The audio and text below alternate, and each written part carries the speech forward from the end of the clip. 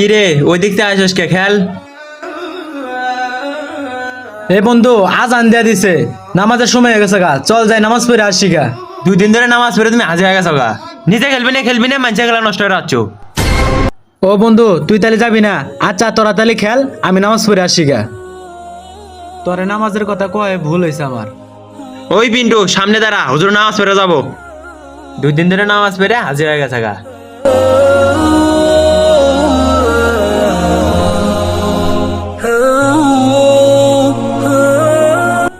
যাই জামা কাপড় চেঞ্জ করে বন্ধুকের সাথে একটু আড্ডা দিয়ে আসি গা।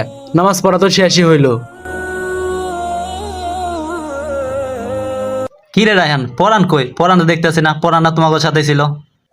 আরে ওর কথা কইস না রে, ও 2 দিন ধরে ওয়াজি হয়ে গেছে গা, নামাজ পড়ে। এখানে আজই ওর কি হলো? নামাজ পড়া তো ভালো।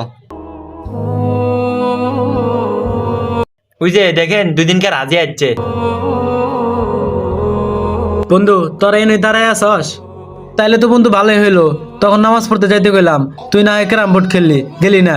এখন আসর আজান দিয়ে দিতেছে, চল যাই বন্ধু এখন নামাজ পড়ে আসি গা। তোর আর খাওয়া দেয় কাম নাই কে, এনে আড্ডা দিতেছি, তুই নামাজের জ্ঞান দিতাছস।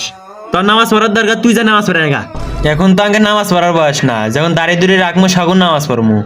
ও বন্ধু তুই বললি বৃদ্ধ বয়সে নামাজ পড়মু, বৃদ্ধ বয়স পর্যন্ত যদি আল্লাহ পাক তোরে না বাঁচায় রাখে। আর শোন বন্ধু, বৃদ্ধ বয়সে নামাজের থেকে যুবক বয়সে নামাজের মূল্য বেশি। আচ্ছা বন্ধু তুই তাহলে থাক, আমি যাইগা।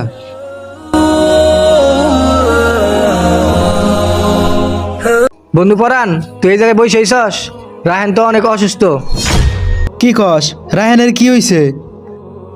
ও অনেক অসুস্থ, বাসায় শুয়েছে। চল তো যাই দেখি, আয় আয় দেখি কি হইছে।